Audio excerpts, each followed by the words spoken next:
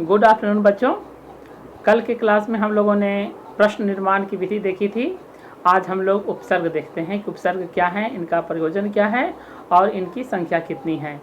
तो उपसर्ग का प्रयोजन होता है कि एक ही शब्द के जरिए कई अर्थों को निकालने की जो महती आवश्यकता है वह उपसर्ग के जरिए पूरी होती है। जैसे कि एक शब्द है हार, जिसका अर्थ होता है हरण करना। हिंदी में हार का अर्थ होता है माला, जो गले में पहना जाता है। इससे लेकर राम प्रसाद बिस्मिल ने एक बहुत ही अच्छी शायरी लिखी थी, जिन्हें हम हार समझे थे गला अपना सजाने को, वही नाग बन बैठे हैं काट खाने को। लेकिन संस्कृत का हार जो है हरण करना अर्थ में आता है, ह्री धातु से बना हुआ है। तो उसके पहले हम उपसर्ग लगाते हैं आ, तो उसका अर्थ निकल जाता है आहार, भोजन करना। वी उपसर्ग लगाते हैं तो उसका अर्थ होता है विहार, घूमना। प्र उपसर्ग लगाते हैं तो उसका अर्थ हो जाता है प्रहार, मारना। सम उपसर्ग लगाते हैं तो उसका अर्थ हो जाता है संहार करना, जान से मार देना। तो यह चमत्कार जो है उपसर्ग के जरिए हुआ है कि एक ही शब्द जो है कई अर्थ उत्पन्न कर रहा है।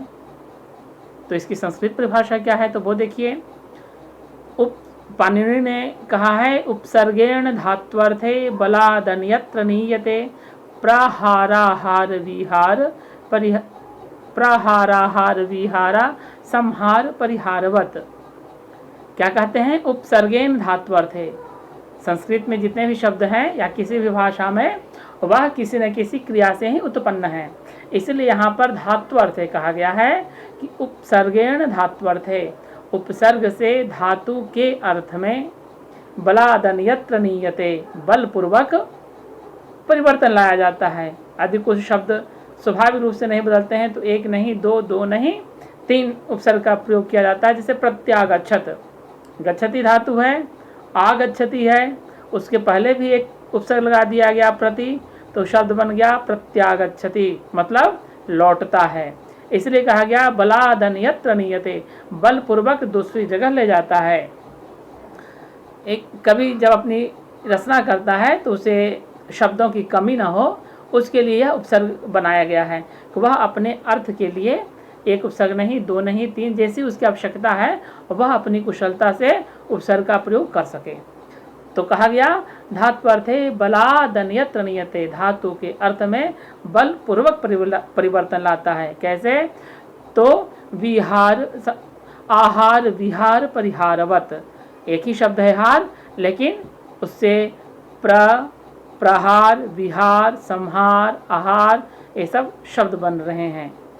तो यह चमत्कार किसका है? उपसर्ग का। तो यह बहुत बड़े काम की चीज़ है। जब कुछ नहीं समझ में आ रहा है तो उपसर्ग लगा लीजिए, लेकिन यह काम कुशलता के साथ करनी चाहिए, नहीं तो अर्थ का अनर्थ भी हो जाएगा। ह्री धातु का उपयोग आप कर रहे हैं प्रहार के लिए, लगा दीजिए आहार, तो उसका अर्थ निकल जाएगा भोजन करना। तो इसमें हमें सावधानी बरतनी है। और इसकी संख्या क्या है? तो इसकी संख्या भी बहुत बड़ी नहीं है, इसकी संख्या है 22, ओनली 22। कौन कौन? तो वो हम लोग देखते हैं। प्र, परा, अप, सम, अनु, अव, निस, निर, दुस, दुर, वी, आ, नी, अधि, अपि, सु, अभि, प्रति, परि, उप, उत। ये 22 उपसर्गों की संख्या है। आप क्रम से याद कीजिए तो 18 उपसर्ग जो है आपको यूं ही याद हो जाएगा। बाकी 4 के लिए थोड़ा सा दिमाग लगा लेना है। आप प्र से शुरू कीजिए तो एक स्वर में आप 18 उपसर्ग तक पहुँच सकते हैं। कैसे? वो देखिए, प्र, परा, अप, सम, अनु, अव, निस, निर, दुस, दुर, वी, आ, नी, अधि, अपि, सु। यहाँ तक आप आसानी से पहुँच सकते हैं। बाकी जो 4-5 बच गए वो अभी, अति, प्रति, परि, उप, उत, ये 22 रह गए। तो याद करने में भी आसानी है। फिर देखिए जय शब्द है, एक और उदाहरण लेते हैं इसका कि अर्थ कैसे हुआ। जय शब्द है जितना अर्थ में, और इसके अर्थ के पहले लगा दीजिए प्र, तो क्या हो जाएगा? प्रजयति, पराजयते। इस तरह से इसके अर्थ बदलते जाते हैं। नम धातु है झुकना अर्थ में, लेकिन प्र लगा दीजिए, प्रणमति, तो अर्थ हो जाएगा प्रणाम करना, नमस्कार करना। तो इस तरह से उपसर्ग हमारे लिए बहुत उपयोगी हैं। परीक्षा की दृष्टि से देखें तो परीक्षा में यह केवल उपसर्ग पहचानने के लिए आता है। कोई शब्द दे दिया जाएगा और कहा जाएगा इसमें कौन सा उपसर्ग है। जैसे कि अवगच्छति पद दे दिया गया और उसे रेखांकित कर दिया गया और पूछा जाएगा कि रेखांकित पद में कौन सा उपसर्ग है। तो अवगच्छति, तो उपसर्गों की संख्या 22 है। फटाक से हम देख लेंगे प्रपरा आपसम अनुअव में क्या आता है, अब आता है कि नहीं। यदि अब आ गया तो अब उपसर्ग हो गया, नहीं आया तो नहीं होगा। फिर आएगा कि दो शब्द दिया रहेगा और उनको रहेगा कि इसका उपसर्ग के साथ मेल कीजिए। जैसे प्रति जोर आ जोर गच्छति, तो यहाँ पर ध्यान रखना है कि जहाँ पर संधि की संभावना है वहाँ पर संधि भी करेंगे। प्रति जोर आ जोर गच्छति, तो क्या बन जाएगा, प्रत्यागच्छति। तो यह बहुत ही आसान टॉपिक है जिससे हम लोग 2 से 3 नंबर आसानी से कवर कर सकते हैं।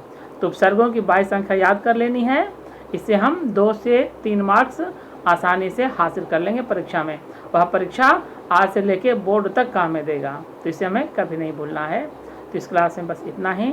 तब तक के लिए कल्याणमस्तु, शुभम भूयात्।